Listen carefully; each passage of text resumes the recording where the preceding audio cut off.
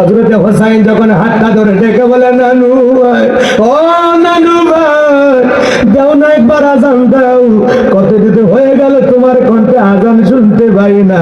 হোসাইন যখন আঙ্গুল ধরে নানু ভাই বলে দেখ, বেলাল আর নিজেকে কন্ট্রোল করতে পারলেন না। 6 মাস পরে আইসা আবারও মদিনায় আজান দিলেন, বলেন আল্লাহু আকবার।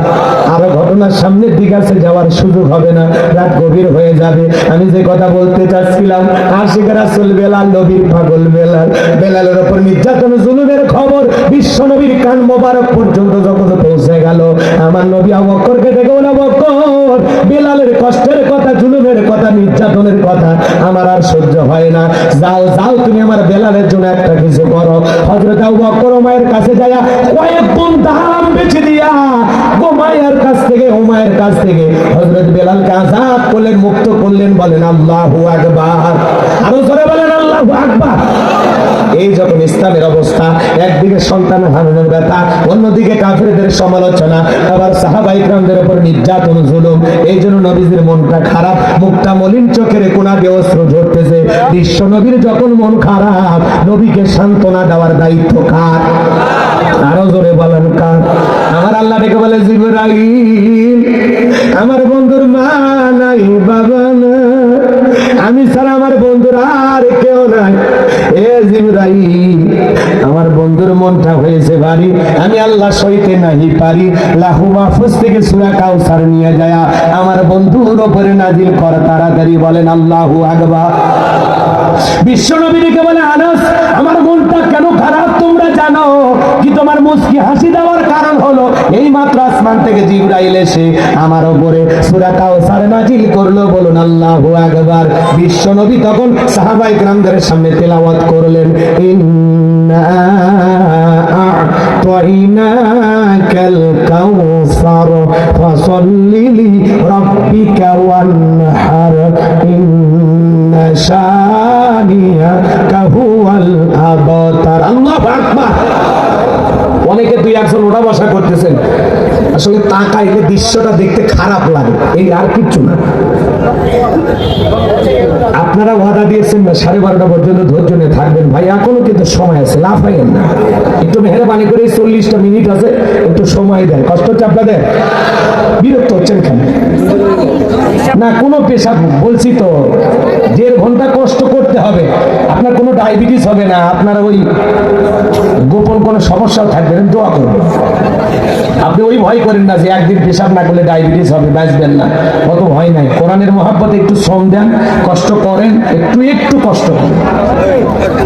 আর যদি বলেন না হুজুর এটাই জরুরি, তাহলে 5 মিনিট বিরতি দেওয়া হোক, তারপরে দেখি তো কয়জন আসে। কষ্ট হচ্ছে আপনাদের? পরিবেশটা নষ্ট, মানে তাকাইলে মাথা গরম হয়, যুবক মানুষ মনে হয় ভাইকে ধরে নিয়ে এসে আমার কাছে।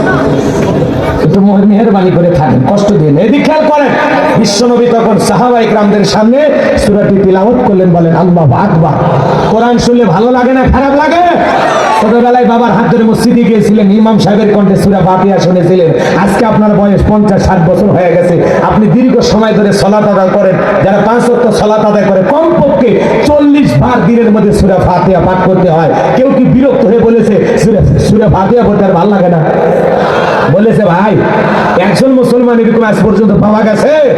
কোন ইমাম সাহেবকে বলেছে 30 বছর ইমামতি করলাম, সূরা ফাতিহা দিয়ে নামাজ শুরু করছি, কাল থেকে মাগরিবের ডাইরেক্ট সূরা ইখলাস দিয়ে শুরু করব। হুজুর যদি মাগরিবের শুরুতেই বলে কুল হুয়াল্লাহু আহাদ, আপনারা পিছন থেকে কি বলবেন? আল্লাহু আকবার। হুজুর আগে সূরা ফাতিহা পড়েন, এরপরে অন্য সূরা ধরেন, কথা বলে ঠিক কি না? আর যে হুজুর সূরা ফাতিহা ছাড়া নামাজ পড়াইতে চায়, বিনা বেতনে চাকরি করলে তার পিছনে নামাজ পড়বো? চলে বলেন পড়বো? তার মানে কি বুঝলেন? কোরআনের ভিতরে আল্লাহ তাআলা এমন একটা আকর্ষণ দিয়েছেন, কিয়ামত পর্যন্ত আকর্ষণ কমবে না। উম্মতে মুহাম্মাদের জন্য এই কোরআন হলো জীবন্ত মুজিজা। সুবহানাল্লাহ বলেন, আর একটু জোরে বলেন। এই কোরআন জোরে পড়লে মজা লাগে, টেনে পড়লে মজা লাগে, মাঝামাঝি সুরে পড়লে মজা লাগে। কোরআন কখনো মুসলমানের কাছে বিরক্তিকর মনে হয়? কোরআনের ভিতরে আল্লাহ তাআলা এমন একটা মধু, এমন একটা আকর্ষণ দিয়েছেন, কিয়ামত পর্যন্ত মুসলমানের কাছে এই আকর্ষণ, এই মধু শেষ হবে না। সুবহানাল্লাহ বলবেন না? যদি টেনে পড়া হয় এই সূরাটা পড়তে ভালো লাগবে কিনা? ইন্না আ'তাইনাকাল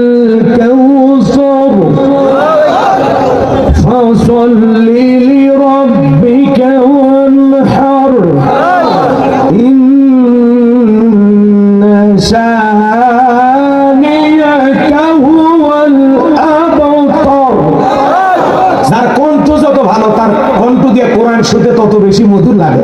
আমার কণ্ঠ অত ভালো না, কথা কি বুঝতে পারছেন? কিছু কিছু ব্যক্তি তিলাওয়াত করে মজা লাগে। এই যে মিশরের কারি আব্দুল বাসের সাহেব, আহা কি তিলাওয়াত! কোরআন তিলাওয়াত শুনে মনে হয় কোরআন এখনই নাজিল হচ্ছে। সুবহানাল্লাহ বলেন। তো কোরআনের জোরে পড়লেও মজা লাগে, টেনে পড়লেও মজা লাগে, আবার তারা ঘুরে করে পড়লেও মজা লাগে। এই যে রমজান মাসে যখন তারা ঘুরে করে পড়ে বিসমিল্লাহির রহমানির রহিম, ইন্না আতাইনাকাল কাউসার ফাসল্লি লিরাব্বিকা ওয়ানহার, ইন্না শানিয়াকা হুয়াল আবতার, আলিফ লাম মিম যালিকাল কিতাবু লা রাইবা ফি হুদাল লিল মুত্তাকিন। আল্লাহু আকবার। আপনি আমি নামাজের ভিতরে বলেন, এদিকে খেয়াল করেন, সূরা ফাতিহা পাঠ করি, অনেকে তিলাওয়াত কিন্তু ভালো না। আলহামদুলিল্লাহি রাব্বিল আলামিন, আর